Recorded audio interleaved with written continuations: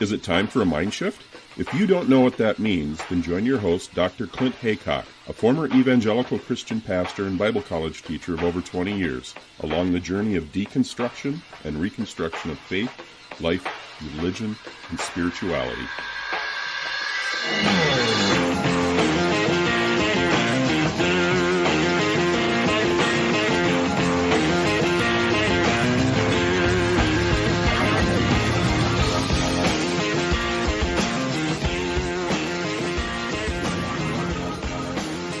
I'm so happy to welcome back returning guest Dr. Janja Lalich, who, of course, is the co-author of the book, Take Back Your Life, as well as the book I really want to talk to her about today, it came out in 2017. It's called Escaping Utopia, Growing Up in a Cult, Getting Out, and Starting Over. So welcome back, Dr. Janja Lalich. Well, thanks, Clint. Thanks for having me. I'm happy to be back here. Yes. Well, just to start off, I would say that I found the book personally just super helpful as a resource. I grew up in a cult. I don't know how much you know about the Bill Gothard. When I was a kid, it was called the Institute and Basic Youth Conflicts. It's now called Institute and Basic Life Principles, but it's sort of a fundamentalist Bible cult. Was really popular in the 70s and 80s. I'd like to talk to you about that experience too. But if you're looking at the intended audience, the readers of the book, who is the book aimed at? Who should read it? Well, I of course think everyone should read it, but Sure. It was written specifically for people who were born or raised in a cult. That's what it's based on, the 68 interviews that I did with people from 39 different cults. So I think it's, as you said, a helpful book for people who were born in a group, but I also think it's generally a good book for journalists to read, documentary makers, the general public, to really get an idea of, what it's like for those kids, because there's so much abuse and it's so tragic, and we have no resources, at least in our country, for when they come out. And it's really one of my pet peeves is that, people can't find help and they end up on the streets or whatever. So, I was really passionate about that topic. Mm-hmm. Yeah, it's true. It's a good, helpful resource. I think, therapists and counselors should read it as well. There's a lot of stuff about religious trauma syndrome and things like that it's still kind of not really that well known, is it, by therapists and counselors?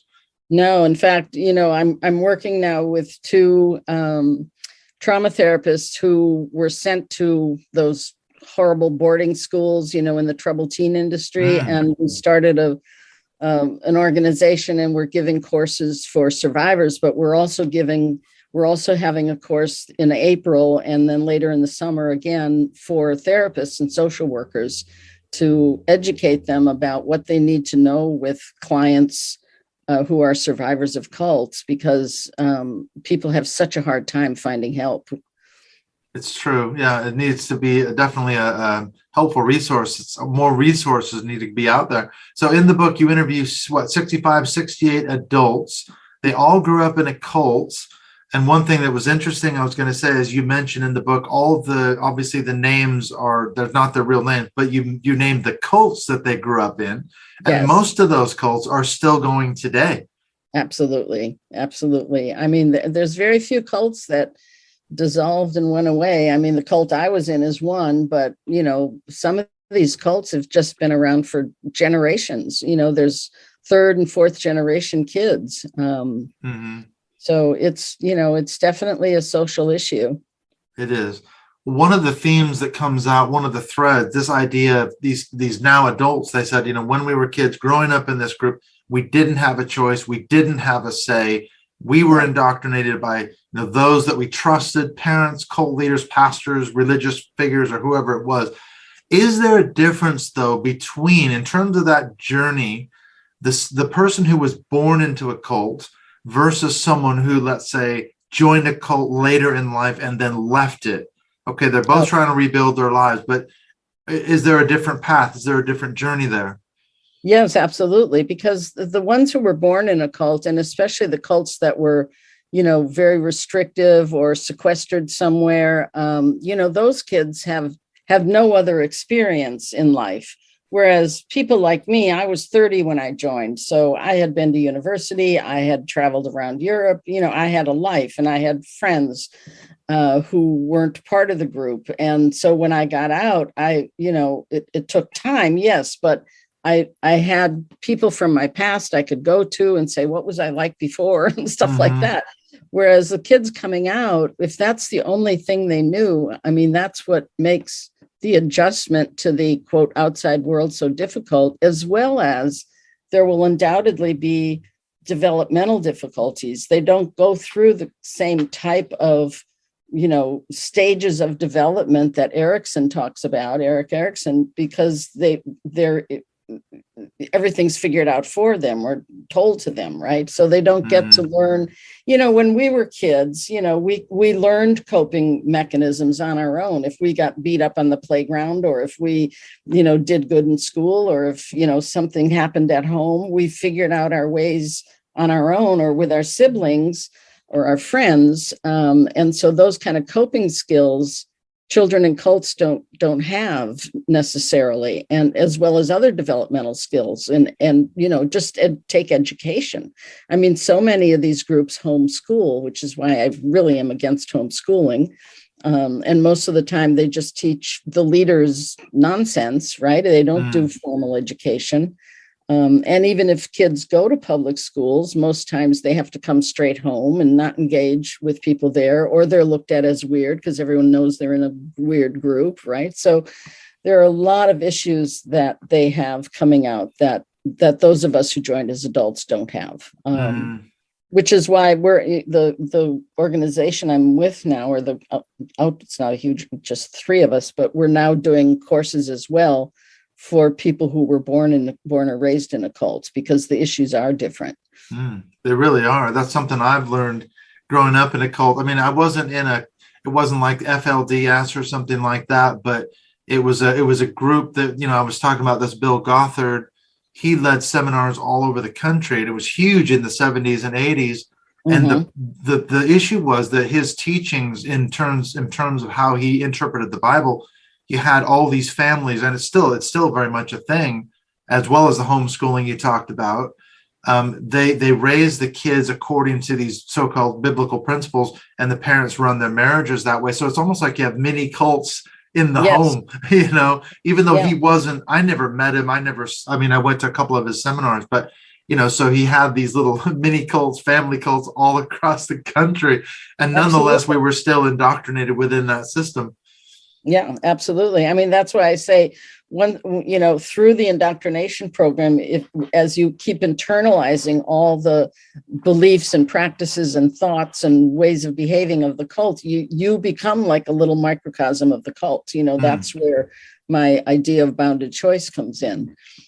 Right. And I would love to get into that, but I'm thinking maybe we should step back. Is there a working definition of the term cult? Because I know that's a bone of contention. I recently read Rick Alan Ross's book, Cults Inside Out, and he goes into that same discussion, about some groups would say, no, it's a new religious movement. It's not a cult. I don't like the term cult. Is that a good descriptor of these groups? Well, I think it's important. I think it has historical significance. It's understood by sociologists and psychologists, and there are some scholars, mostly scholars of religion, who have come up with this new religious movement idea. And we call them cult apologists, because they say there's no such thing as cults. We shouldn't use the word cult. We shouldn't use the word brainwashing. And they try to sort of whitewash everything. And I think that's dangerous. I mean, we call gangs, so let's call cults. That's what they are. And certainly they're not all religious. So saying this term new religious movement doesn't at all address the jillions of other types of cults. Is there any element, you hear the word destructive cults, and you could go to the obvious examples, the Manson family, the Om Shinrikyo, the cults that committed suicide or something like that. Is that term destructive cult, though? Is that another descriptor that we would add to this idea of a cult or a high demand group? Well, I think there is a purpose for that descriptor. I believe that cults exist on a continuum from, extremely harmful to somewhat more benign. I don't think any of them are truly benign, because part of being a cult is that you are taking away people's autonomy, in a sense, right? Their decision-making power, they're having to follow certain types of beliefs and rules and regulations and behaviors. So even if it's mild-mannered, I still don't think that's good for anybody to not be an independent human being, having your own autonomy. So yeah, that kind of group may not, poison the neighbors or do harmful criminal things, but I still don't think it's a healthy environment. Mm-hmm. And as an example, even a more seemingly benign group like Jehovah's Witnesses, okay, they're not out there murdering people. However, there's a lot of sexual abuse of children. Exactly. Sexual abuse. And then they have this blood transfusion rule. Exactly. How many tens of thousands of certainly children and possibly adults have died needlessly simply because they were not allowed to have a blood transfusion. So in my book, that makes them a destructive cult. Yes. And also I think the one of their very extreme behaviors is the shunning that they do of people who leave. And so, people leave and then they never see their families again. They don't even know if their parents died or something like that. I mean, that kind of shunning is very destructive and very harmful. Mm-hmm. So yeah, I think a lot of people think, oh, these are just these nice little old ladies on the street corner and knocking on your door, but it's really not a good organization. Yeah, a lot of the belief system. Well, is it all about religious beliefs? Because that's kind of the first port of call. People think of a religious cult, let's say, but can a secular movement or group be considered a cult? Are there other models, if you will, of cults that are outside of your typical religious group? Well, sure. I mean, NXIVM was not religious. Manson wasn't religious. The group I was in wasn't religious. We were political. So there are political cults, therapy cults, business cults, self-help cults, the multi-level marketing cults. It can happen in any framework. It's not religion or the abuse of religion that makes something a cult. It's the structure and the behaviors. Mm-hmm. So you've got this model, you call it the bounded choice model of cults, which I find very helpful. You describe it as a self-sealing system. And I've asked you this question before, but I think this is a really great question to ask again. How does that self-sealing system work? How is that important for the life of a cultic group and the sort of continuation that allows it to go on year after year and generations after generation? Right. So for me, the self-sealing system, what that means is that the group or the organization, the cult, whatever, is basically closed in on itself, which means that it's closed to outside ideas or outside belief systems. It believes that it is the only way, whether that's religious or secular, it is the only way. It has the only answer. And you have to stay within that in order to attain whatever it is they're promising you. So by being closed in that way, and I think this is especially important for children, is that you don't have any, this is just one of the factors that's important, is that you don't have any reality checks, right? Normally in life, you have a jillion different things that you can look to question something or to figure something out, right? You have friends, you have people of different political persuasions or different religions. You have, the radio, the TV, the internet. You have all these ways that you can check something out, right? So if you're, I always use this example, if you're dating someone and you're not really sure, you can say to your girlfriends, what do you think of this guy? Is he okay? And they'll say, oh no, he's an absolute loser. Get rid of him, right? Get rid of him. Right. So you have these reality checks, right? Whereas in a cult, you don't have that. Everything is the same. Everybody's saying the same thing. Everybody's telling you the same thing. And so that's what, for me, makes it this closed system. And that's dangerous because it's not allowing you any type of independent thinking. Mm-hmm. And then I think you mentioned this before when I talked to you last time, isn't it also the element that, like you talked about shunning, when or if you do leave the group, you turn around and it's closed, it's sealed off against Yes. you. You can't go back in. I mean, you some people do go back in, but they're shunned and everything else. So in that way, it's also self-sealing, isn't it?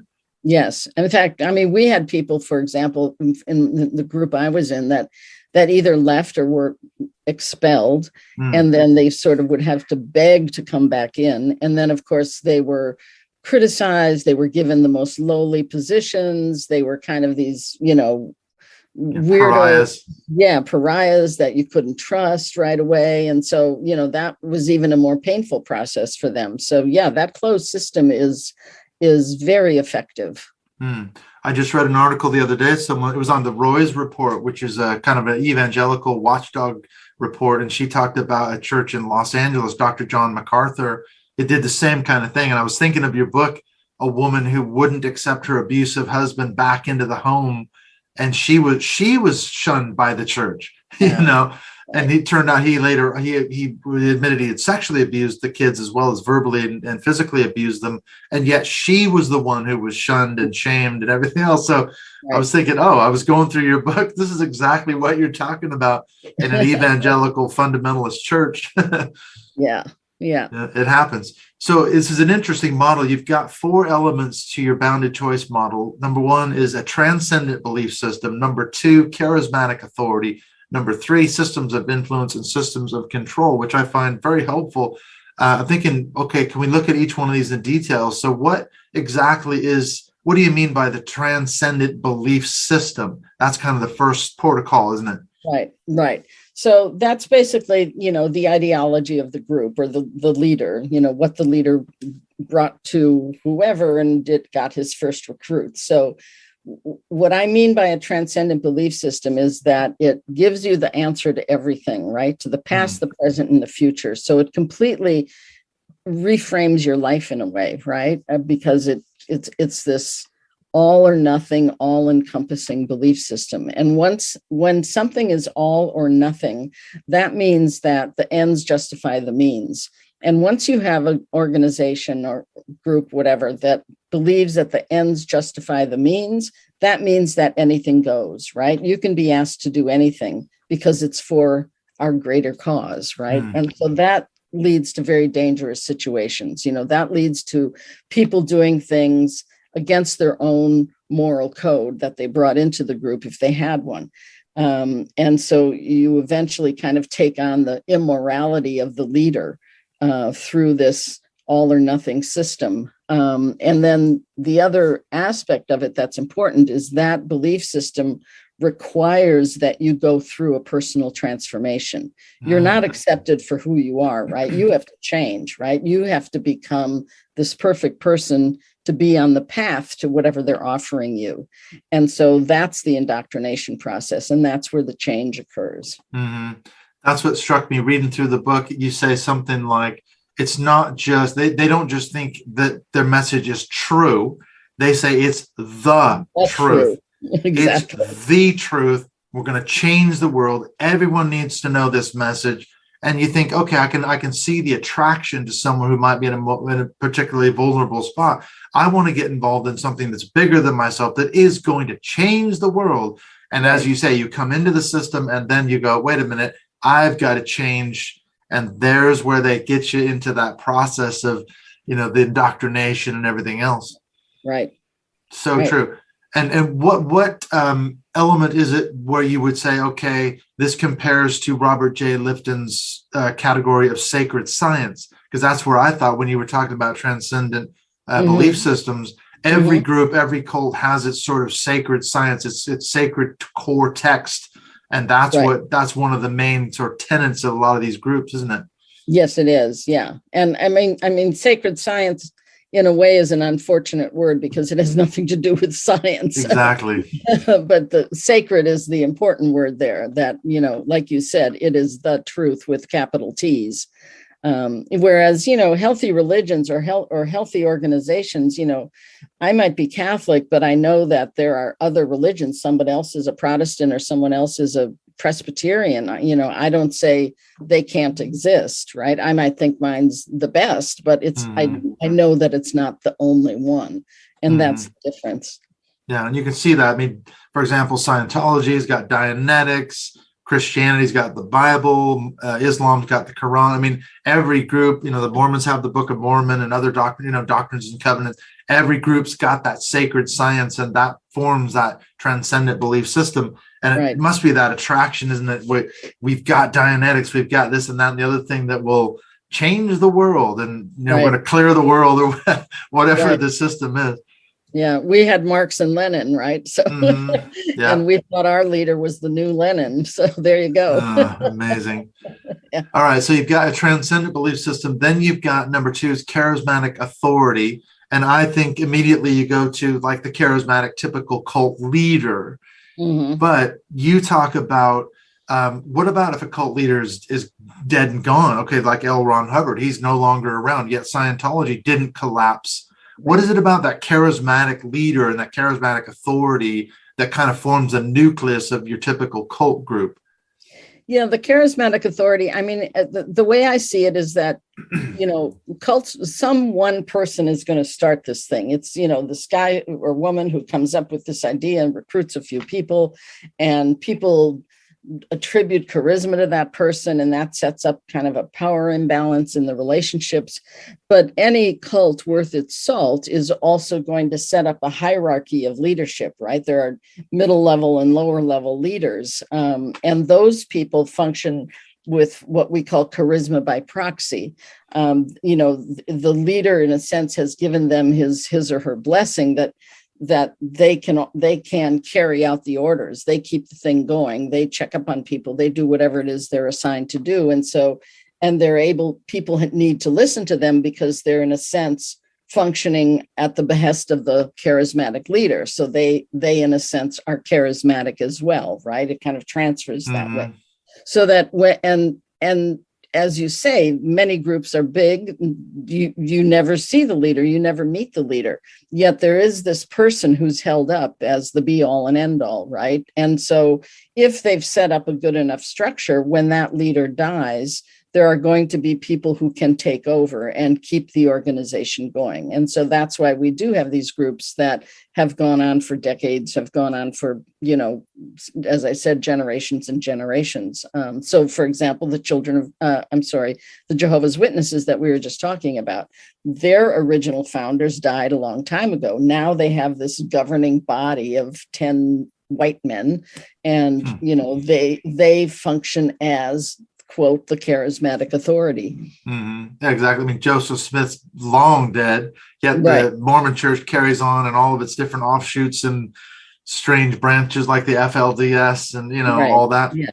Warren Jeff's father is dead, but yeah, he continues to run the FLDS cult, even from prison, apparently. I think, and I think, isn't Keith Raniere trying to do the same thing from within prison?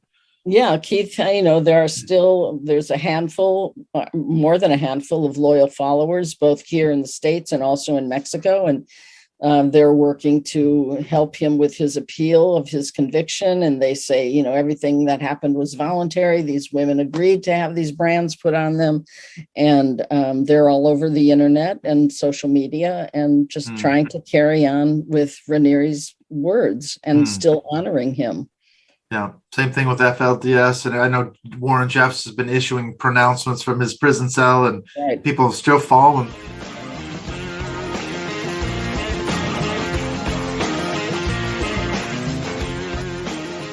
We'll be right back in just a minute with the second half of my conversation with returning guest Dr. Janja Lalich as we continue to look at this issue of escaping utopia. What's it like to not only grow up in a cult, but to get out and then try to rebuild your life? We're going to look at the elements of cult leaders, some more of these sort of characteristics that seem to be universal, and also these issues of her bounded choice model of cults. And I think you'll find that those 4 elements of her bounded choice model can be very helpful, because again, those are also universal.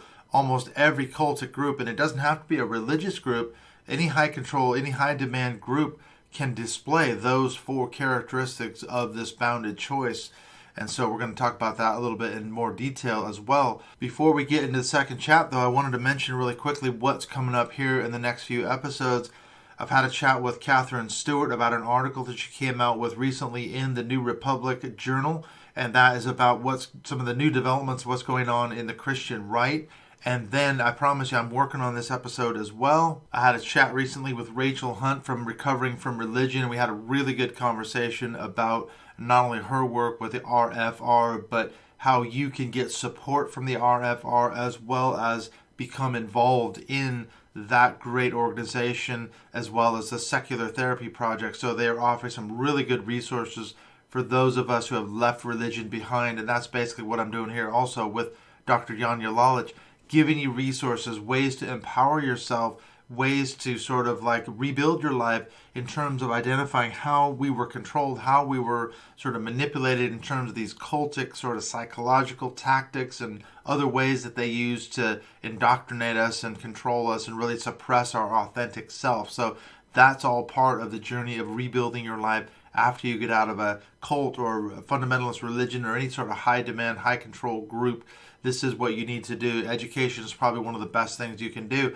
And then speaking of education, we have our next Mind Shift Zoom call coming up next month, in the month of April. We've got Dr. David DeAndre dropping in. In fact, we just had a really good conversation just last night as I'm recording this now with Michael from the Religious Addicts Anonymous blog. In fact, you can take a look at that. If you do a search on Religious Addicts Anonymous, you'll find his group.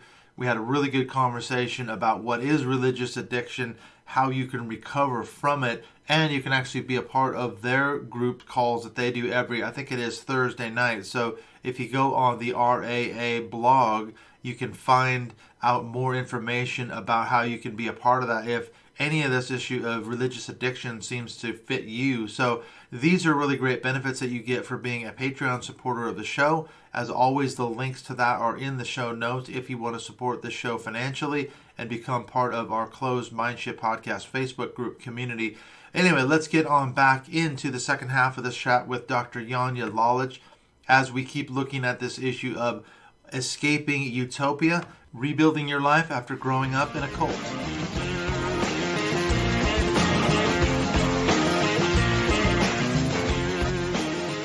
What is it about, though, this element of narcissism? Because that tends to be another hallmark of cult leaders. You've got this narcissistic personality disorder.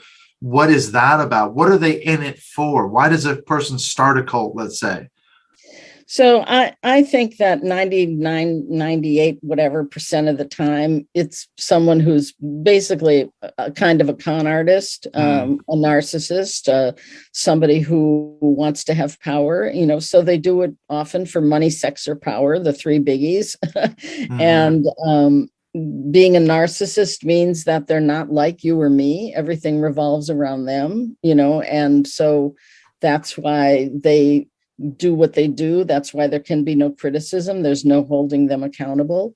So that's certainly an important part of it. I mean, obviously, most cult leaders aren't going to submit to psychological testing that we can have some psychiatrist who says, yes, this person has narcissistic personality disorder, but we can certainly see by their behaviors, you can, check off the lists of manifestations of that kind of disorder.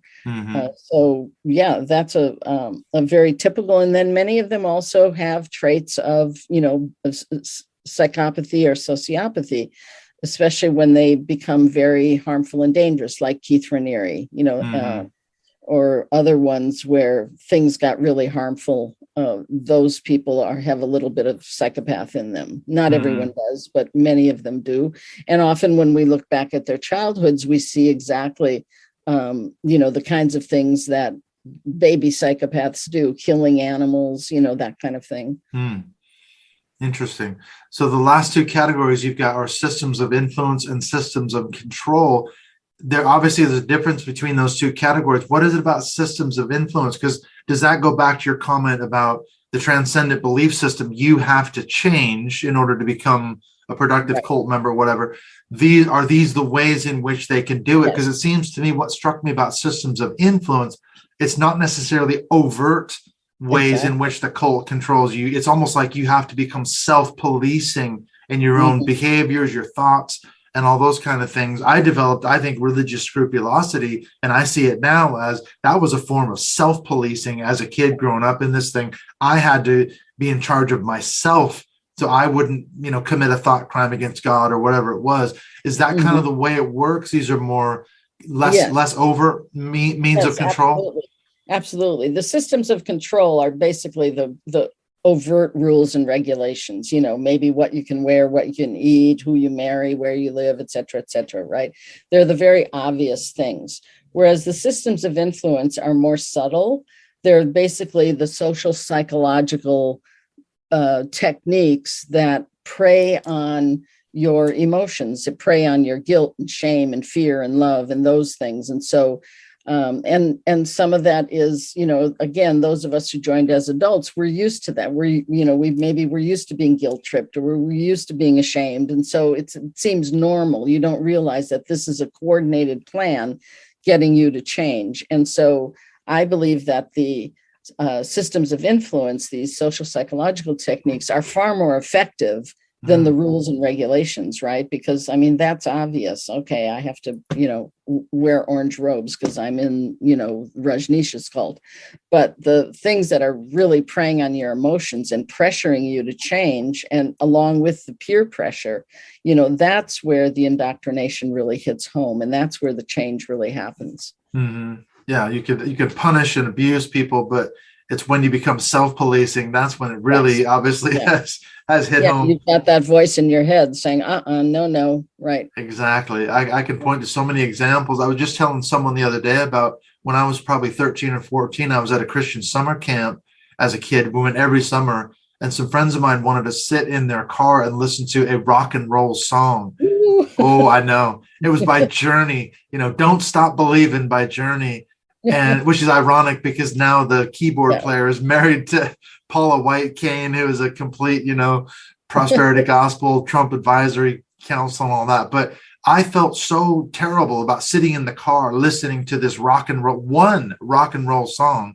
I got out of there, and basically as soon as I could, I got out of there and ran away. And I'm thinking now, that must have been a result of the systems of influence. I policed myself because I knew that rock and roll was evil and of the devil and everything else, and I had to get out of there. Nobody told me to do that, but it was all the years of indoctrination.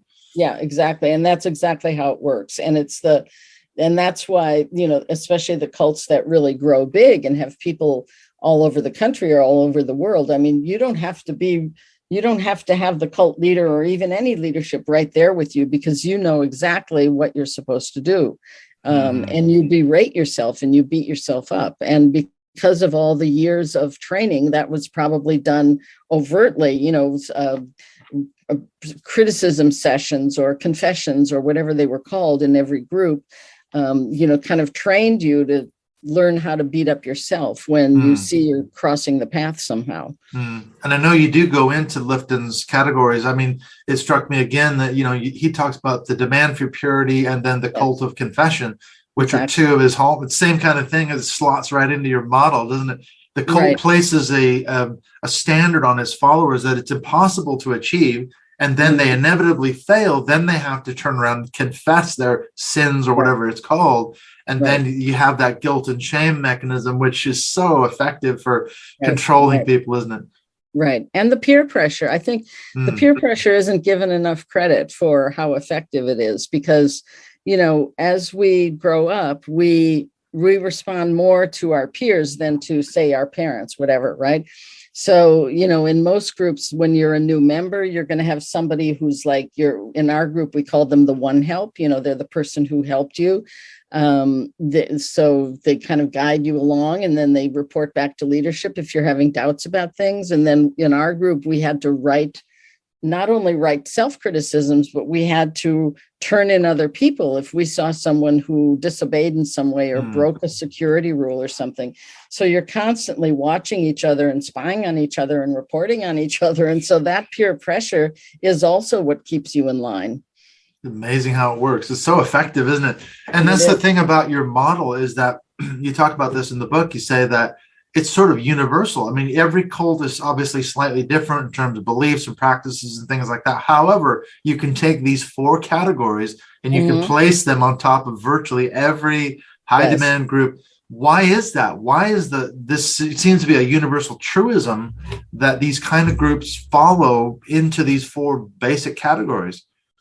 Well, I think it's, as I say in Take Back Your Life, I guess these cult leaders go to the cookie cutter Messiah school and they learn how to do this. And I think it's, having that kind of absolute power and no checks and balances is going to set up this very closed structure. And, I think it's terrific what you're saying about the 4 characteristics, because I'm doing these online courses now for survivors of cults and other types of abusive relationships. And a lot of what we do is give them homework. And I will say, take these 4 features and underneath each one, write how your cult did that.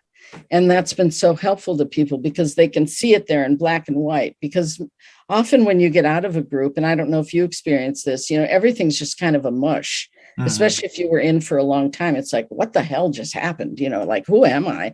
So I'm very much into writing things down. I think it imprints in your brain a little better that way. But by seeing it in black and white, having this map and going, oh my God, no wonder I did what I did. Look at the power of this system.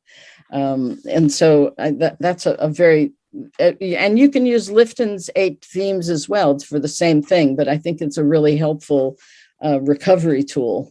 Mm-hmm. I would say that, yeah, that's a question too. These people that you interviewed, what did you find in terms of the more effective ways they found to rebuild their lives? Because like you said, for me, it was education, reading books like Lifton, reading your books, reading Marlene Winnell's Leaving the Fold, things like that. And what was striking about it was when I found out how I was controlled, how I was manipulated, how I was indoctrinated, right. I was able to name the actual tactics and the psychology. Right. What about some of the people you encountered? How did they rebuild their lives? What were some of the more difficult things they might have encountered? Well, I think, one of the more difficult things is finding a therapist or someone to help them, because most therapists don't get it. And so they want to, talk about other things. And it's really important. I think one of the most important things when you get out is to do this kind of what we call psychoeducation, which is, reading the primary literature and, doing these kinds of exercises where you really dissect and take apart what happened to you, because then you have words for it and then you have a framework. And so that can really help the healing process. So certainly one difficulty was finding someone who could help them with that kind of thing, who wanted to unpack the cult first before anything else. Otherwise, you're still looking at your life through the eyes of the cult, right? Through the mind of the cult. So you've got to get rid of that first. Mm-hmm. So I think that was one thing. I mean, I think for some kids, especially not having had any education or a good education, I think one of the main struggles was when they got out in the world, like how to get an education. How do you do that? They often don't know. In our, here we have the GED, which makes up for a high school diploma. Sometimes people come out and they don't even know their real names, or they don't have a birth certificate, so how do they go get a driver's license? How do they go do anything? So all of those very practical issues become overwhelming in a way. And I think what's helped people is finding other people who left the same group you were in, so that they can kind of tell stories, laugh, cry together, be a support to each other. There's some groups that have come together that way and help people with scholarships to go to college and things like that. But, there were a lot of mistakes that people made, not their fault. But I remember there's one story in the book of the woman who spent thousands of dollars getting some kind of training and then realized the whole thing was bogus, right?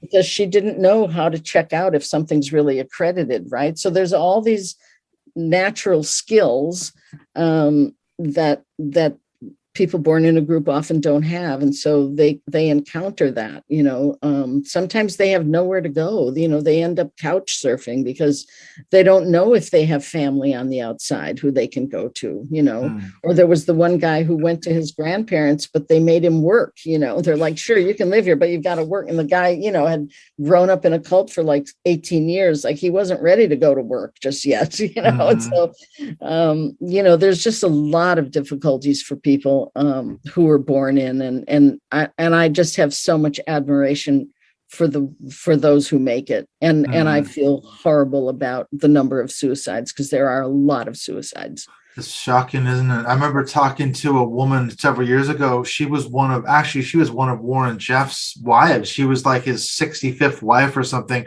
She literally escaped. She had to unscrew screws from the window frame and got out, ran out of a bedroom.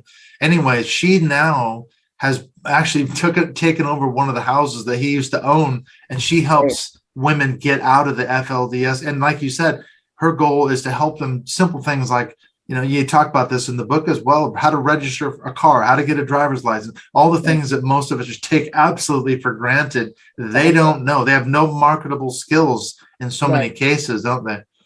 Yeah. Yeah. So it's, and I've really just spent the last 30 some years, trying to not only educate the public about this, because, it is a huge issue and there are more cults than ever. But also to really help work with survivors and, help create resources for them and put people in touch with each other and somewhat work with families as well. But, I just, even that's why I write the books. That's why I give all the talks that I do, because I just feel this is such a huge issue that most of the world doesn't pay attention to. Well, someone's paying attention to it. I certainly am. Well, that's the last question. And what about, let's say you have a friend or family member who you believe is in a cult. Is there a recommended strategy you would say now to help get that person out? Because again, going back to Rick Alan Ross's book, Cults Inside Out, I mean, he was big involved in the sort of cult deprogramming. I don't know if he ever kidnapped anybody, but Ted Patrick, he did. He absolutely kidnapped people, got them out. This is what happened to Stephen Hassan. He was pretty much kidnapped by, I think, his father and some other people and deprogrammed almost forcibly. We're moving away from that model, aren't we? How do you get people out of a cult, or do you even try? Is there a good strategy? I think the best thing is to, as much as possible, stay in touch with the person. I mean, sometimes the person's going to cut you off and there's not much you can do about that. But I think in whatever way you can, stay in touch with the person. If you have different people who can stay in touch with that same person, that can be helpful, because you can play different roles. One can play hard cop and one can play soft cop. In general, it's not good to confront the person and say, hey, you're in a cult, I want to help you out. The best thing you can do is, sort of represent yourself as a safe haven, right? If they ever change their mind, if they ever want to come out, you're the place they can go to where they're not going to be criticized. They're not going to be judged. They can lay on the couch and sleep as long as they want to, right? You're just going to welcome them, because, the hardest thing in the world is to admit you were wrong if you joined as an adult, to escape something that was horrific and not be able to even explain it to people if you grew up in something. You're giving up your entire identity and life, in a sense, and having to start over. And that's a very traumatic, stressful time. So the more people on the outside can be that safe haven and just stay in touch with the person, remind them of good times. If you were someone who was friends with someone from before, or the family, send them postcards when you go on a trip and just say, wish you were here. Very gentle, compassionate contact. And it's really up to the person to finally make that move. Sometimes there may be subtle ways to provide them with information that might get them to start thinking something's wrong, but you have to be really careful about that, because you could just blow up and then they'll cut you off completely, and then that's not good. And that's what's interesting about Rick Alan Ross's model, is that he doesn't attack their belief systems per se. He doesn't say, Joseph Smith was a charlatan or whatever, if you're talking to a Mormon or something like that. What he does is he'll take a model like yours, and I think that may be why it's so helpful to have a model like the Bounded Choice. And he'll say, let's talk about just generally, how do cults control their members? I'm not talking about your group. I'm talking about just other groups, and run them through the sort of the hallmarks, the highlights of the model. And eventually, if they go through it enough and they want to engage, they'll come to this aha moment where they go, oh my God, that's my group. That's me, So does that help, do you think, to run people through a model like your Bounded Choice? Yeah, I mean, if they're willing to sit down and talk with you like that, sometimes it's good to have them watch a documentary or some movie, something about a cult, and then they'll be watching it and thinking, wait a minute, that's what we do, right? Right. Because I'm in a cult. Right. I do believe that everyone, even the truest believer, unless they're a narcissist themselves or a budding psychopath and want to be in leadership, I would say everybody has doubts, right? But you're not able to express those doubts. So you kind of store them on this. I use this metaphor of the shelf. You store them on the shelf in the back of your head. So if by having these discussions, which should be very gentle, it might be one more thing that'll break that shelf. And once that shelf breaks, that's when they have the aha moment and they think, oh, maybe this isn't good for me. And they think, maybe I should reassess. Maybe I should get out of here. It doesn't mean they'll leave at that moment, but it'll allow them to start thinking again about something. And then they can plan their escape, so to speak. And you might be able to be there to assist them to escape. Exactly. Right. Exactly. So the book is called Escaping Utopia, Growing Up in a Cult, Getting Out and Starting Over. So aside from reading the book, which is a super helpful resource, if people wanted to get a hold of you or find you on social media, what would be the best place to do that? Well, I have a website, which is janjalalich.com. So that's JANJALALICH.com. And also the website for our courses and the other things that we're doing, consultations, whatever, courses for therapists, is at tbylr.com. Take Back Your Life Recovery, tbylr.com. So aside from getting a hold of the book, definitely check out those resources. So thank you so much again, Dr. Janja Lalich, for not only your books, but for all the work that you're doing and taking the time to speak with me. Thanks, Clint. I was really glad to be here today.